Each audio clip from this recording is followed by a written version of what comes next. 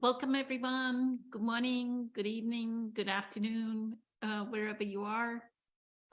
Here is, I think it is day 20 of the tip of the day. And today I actually wanted to read a portion of A New Earth.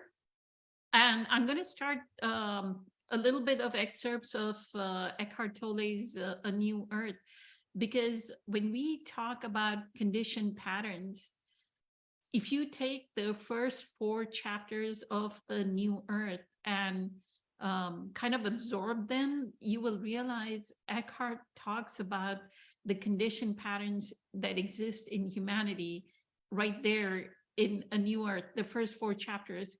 The fifth being the fifth chapter of A New Earth is about the pain body, which is a whole different level of the ego. But the first four chapters, when Eckhart talks about how the ego manifests itself, he is actually talking about conditioned patterns. And these conditioned patterns is actually what generates the limiting beliefs. And here we are, my favorite topic is always talking about limiting beliefs and how we can dissolve them, right? So here's what Eckhart says around how does the conditioning start, right? The conditioning starts from the family we grew up in, the country we grew up in, the city we grew up in, the friends that we had in school. What impressions did the friends make? What impressions did the teachers make? And so on and so forth, right? Relatives, family members, the political situation in the country that we lived in. So here is what he says in A New Earth. He says, for example, if a child grows up with parents for whom financial issues are the source of frequent drama and conflict, he or she may absorb the parents' fear around money and develop a pain body that is triggered whenever financial issues are involved. The child as an adult gets upset or angry even over insignificant amounts of money. Behind the upset or anger lies issues of survival and intense fear. I have seen spiritual, that is to say, relatively conscious people who started to shout, blame, and make accusations the moment they picked up the phone to talk to their stockbroker or realtor. Just as there is a health warning on every package of cigarettes, perhaps there should be a similar warning on every banknote and bank statement. Money can activate the pain body and cause complete unconsciousness. So look at the conditioning of the child, that because the parents had a contracted state of awareness while the child was growing up, then the child is also going to have a kind of dysfunctional relationship with money, right? And what you'll realize is those are the children that are the kind that they cannot pay their bills. They're always going paycheck to paycheck, not able to like have enough money to even make their day-to-day whatever their living is, right? Like be able to pay for groceries, be able to pay for rent. That's because an inner limiting belief exists, right?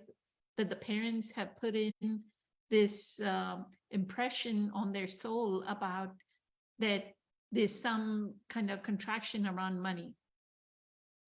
Along with that, he says in A New Earth, someone who in childhood was neglected or abandoned by one or both parents will likely develop a pain body that becomes triggered in any situation that resonates even remotely with their primordial pain of abandonment.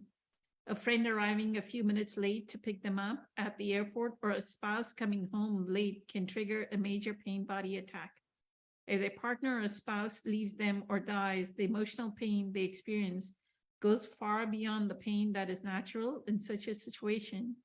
It may be intense anguish, long-lasting, incapacitating depression, or obsessive anger.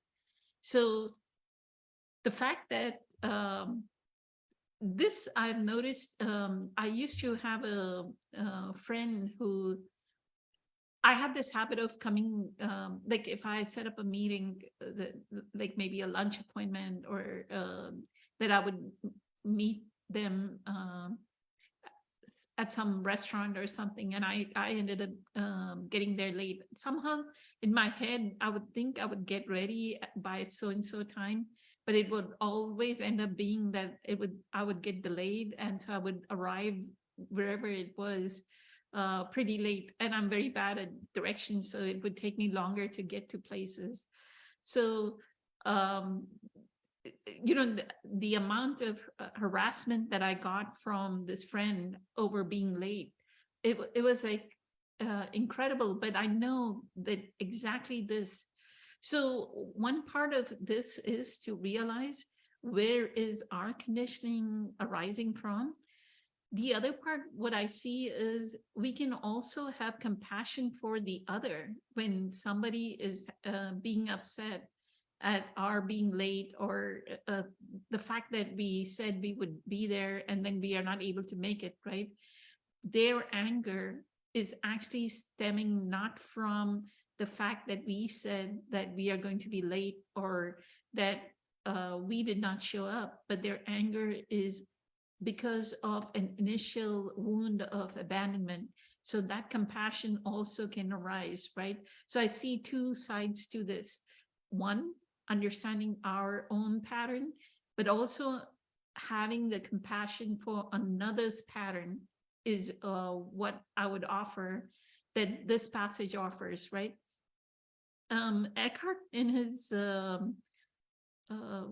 one of his videos, I think he talks about his dad, and I'm gonna like completely paraphrase the story, that his dad, I think, was like the ninth child, and he was the only male child or something.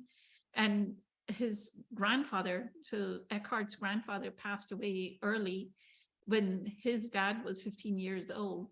So his dad's mother, what she ended up doing is making this man, like male child, work, and she let the female children like kind of stay in school, and they got an education and everything. So his dad always had a strong resentment towards women.